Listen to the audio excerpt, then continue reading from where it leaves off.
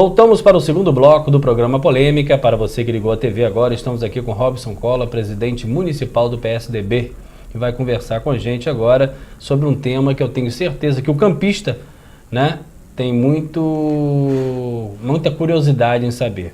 Robson, nós tínhamos em Campos, nesse pleito eleitoral, um forte candidato a prefeito, o jornalista Mauro Silva. O que de efetivamente ocorreu para que o Mauro não fosse realmente referendado pelo partido como candidato a prefeito de Campos? A questão é diferente. O Mauro foi uma escolha minha, pessoal, há 2 anos e pouco atrás, em trazer partido, quando eu via que existia esse cenário, existiria um cenário de não reeleição da prefeita, existia um cenário de uma situação difícil da prefeitura e que iria, inclusive, piorar, agravar, como a gente está vendo.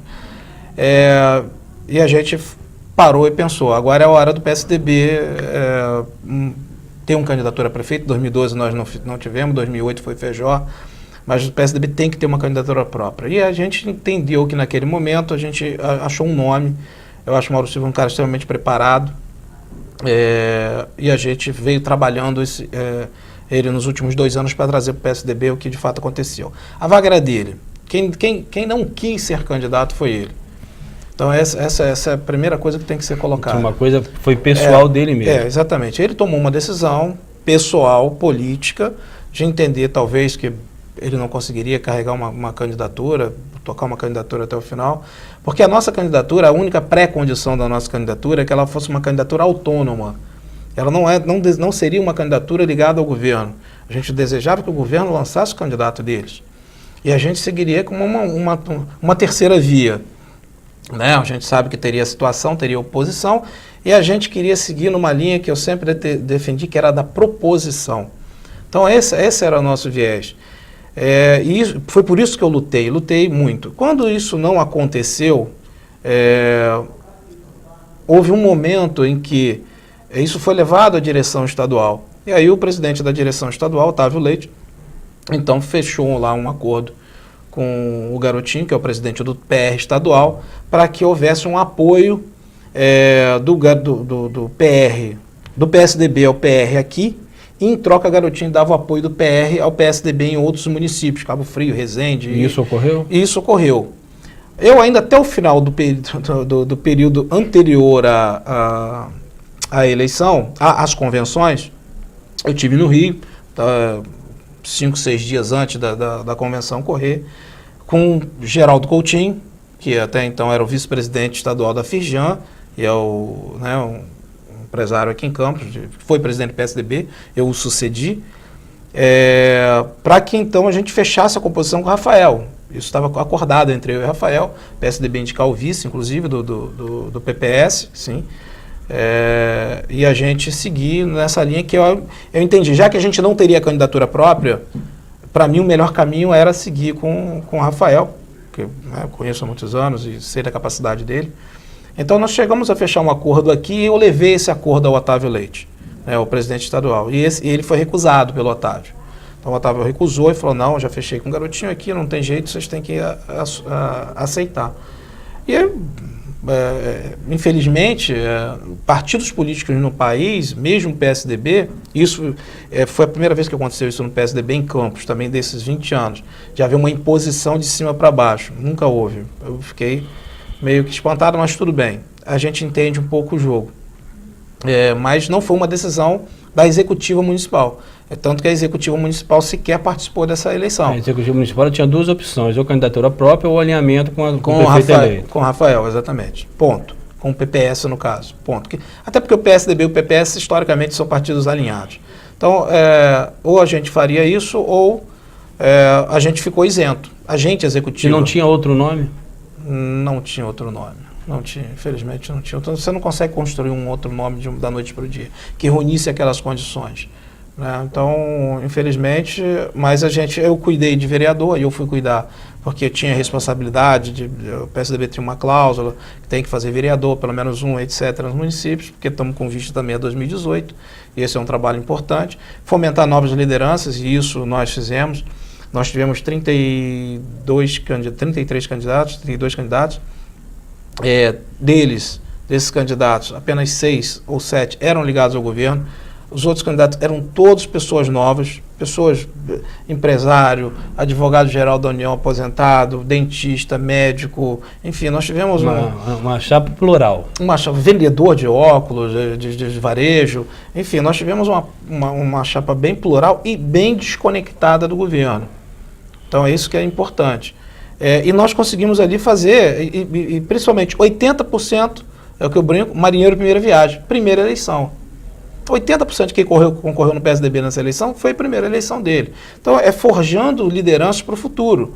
Então, a gente trouxe muita gente nova e que a gente espera siga na política, né? Não se abata aí com a primeira eleição é sempre difícil. E siga fazendo política, porque a gente precisa renovar esse quadro político de Campos.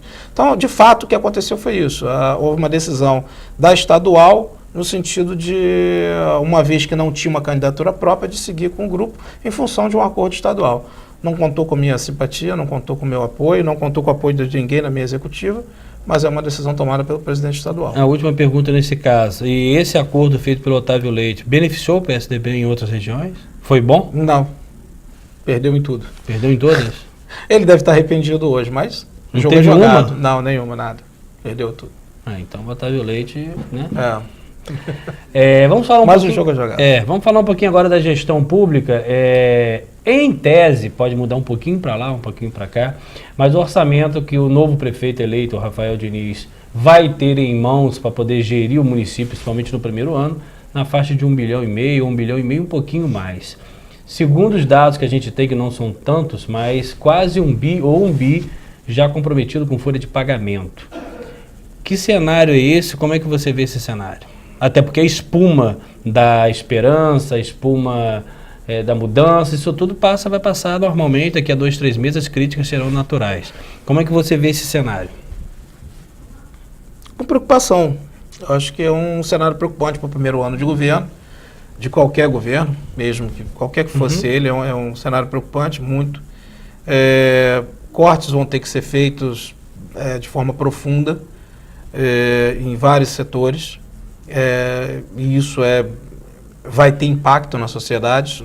Acho que a sociedade ela vai ter que estar preparada para um primeiro ano, um 2017 um pouco duro, mas isso já estava acontecendo, então, mas vai aprofundar. Eu acho que até Rafael, com o novo governo entrar, com a equipe, conheço algumas pessoas que são extremamente capazes, mas até pegar e começar a botar, como a gente brinca, a bicicleta girando, né, rodando, ele vai comer um pouquinho de sal, né, como a gente brinca. Então, a população vai ter que ter muita paciência, mas eu confio plenamente na equipe dele. Eu acho que o Rafael está imbuído de um espírito público enorme, eu acho que a capacidade dele é fenomenal. Eu acho que a equipe dele está com uma equipe indo para o caminho certo.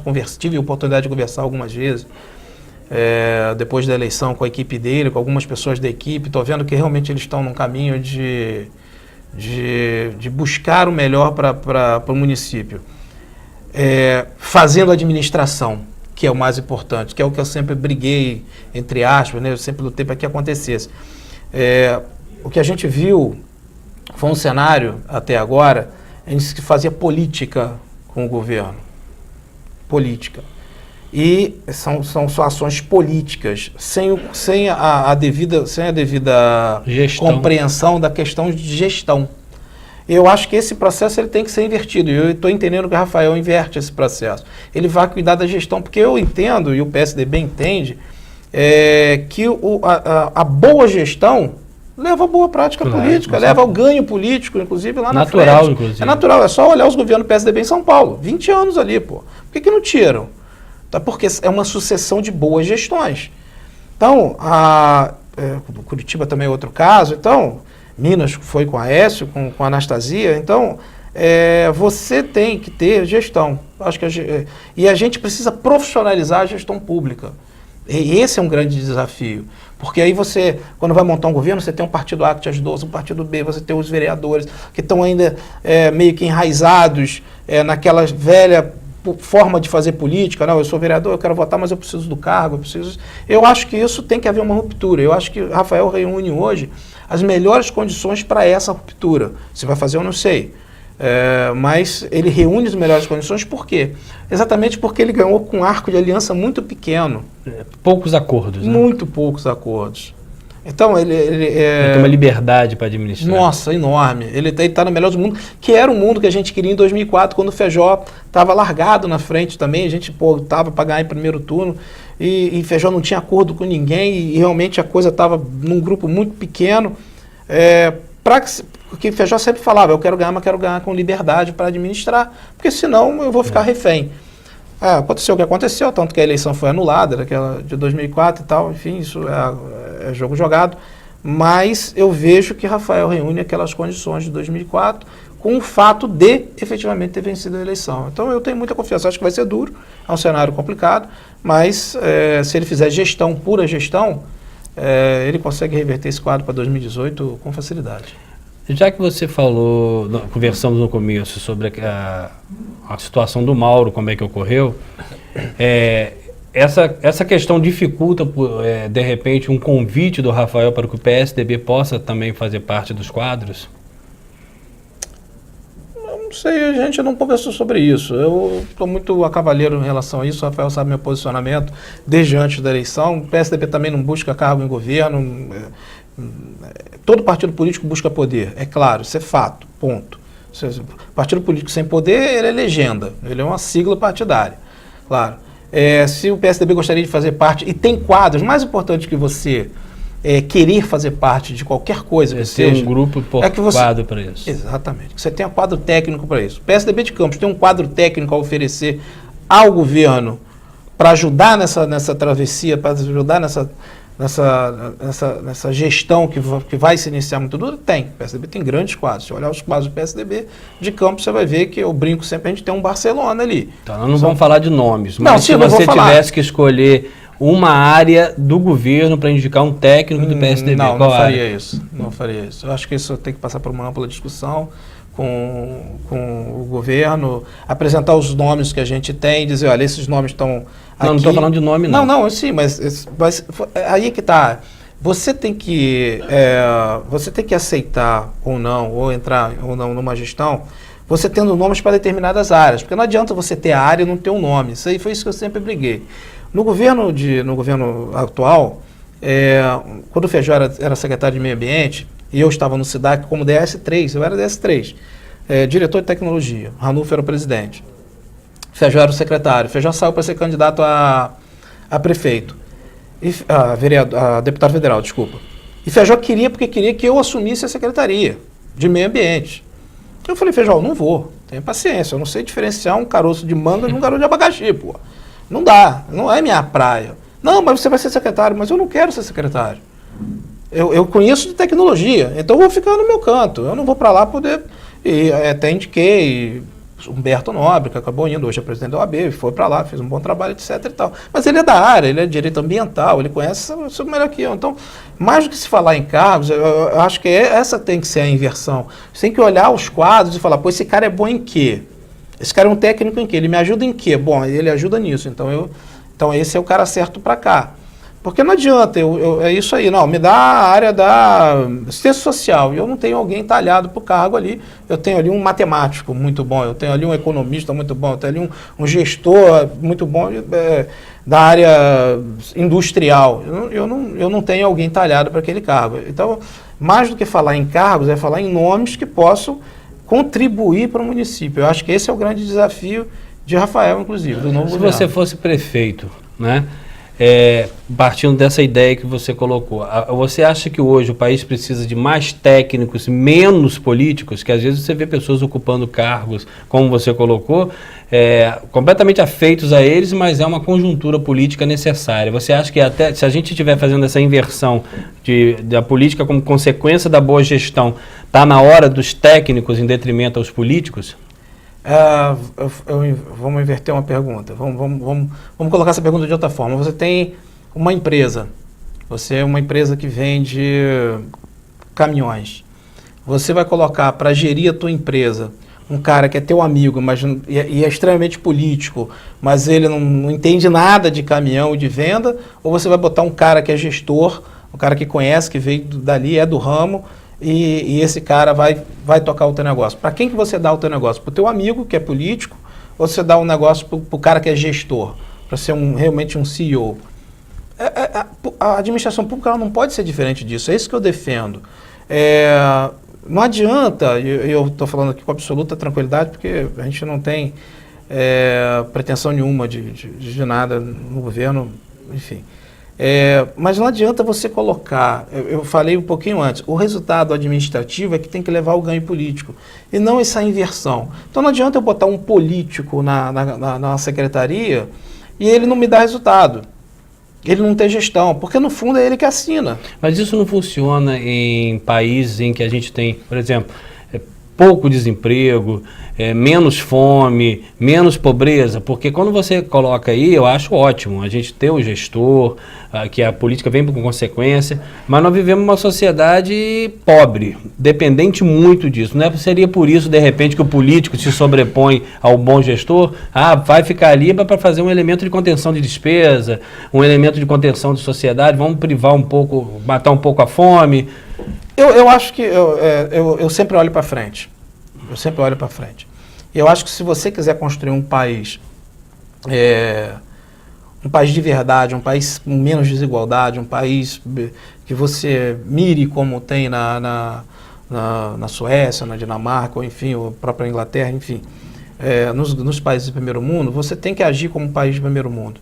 Mesmo que isso leve um tempo maior. Você não dá para você olhar pelo retrovisor. Eu sempre fazia dentro dos projetos que a gente fazia lá dentro do SIDAC, a gente nunca olhava para o lado.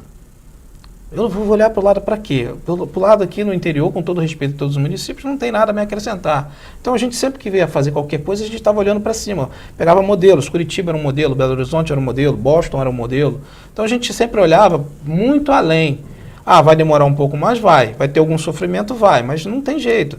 É um momento de ruptura, e eu acho que esse é o grande momento que está se vivendo em Campos, você sair do populismo, que é um populismo que nós temos, para uma gestão administrativa eficiente. E isso vai ter... Perfeito. Sim, vão ficar coisas pelo caminho, mas enxugamento na máquina pública, eu escrevi agora sobre isso essa semana, no jornal que eu escrevo aqui, sobre governo eletrônico. Não tem sentido, se você para a Receita Federal, o TSE, ou o próprio você advogado, suas petições são eletrônicas. Então não tem por que ter papel mais circulando dentro de uma prefeitura. Não tem por que ter aquela figura do processinho enrolado com o barbante. O Dória falou muito bem isso. Em 2 anos ele quer 100% de prefeitura eletrônica. Campos ainda, você pegar uma certidão negativa de ISS, eu sou empresário, eu sou do setor de serviço, para você ir lá pegar uma certidão, você não consegue tirar pela internet. Você tem que ir lá esperar um carimbo, uma assinatura de um fiscal. Isso não existe. Você tira a Receita Federal, você tira qualquer documento da Receita Federal ou da Justiça Federal, você tira pela internet hoje. Então, é gente, é custo, Perfeito. É luz, é ar-condicionado, é gente, enfim. Quando você pode fazer isso de forma eletrônica. É isso que eu falo de gestão. A parte política pode ser esquecida? Não, para isso existem algumas secretarias que são específicas da área política. Perfeito. Nós estamos aqui com Robson Cola, vamos ao intervalo e voltamos para o último bloco.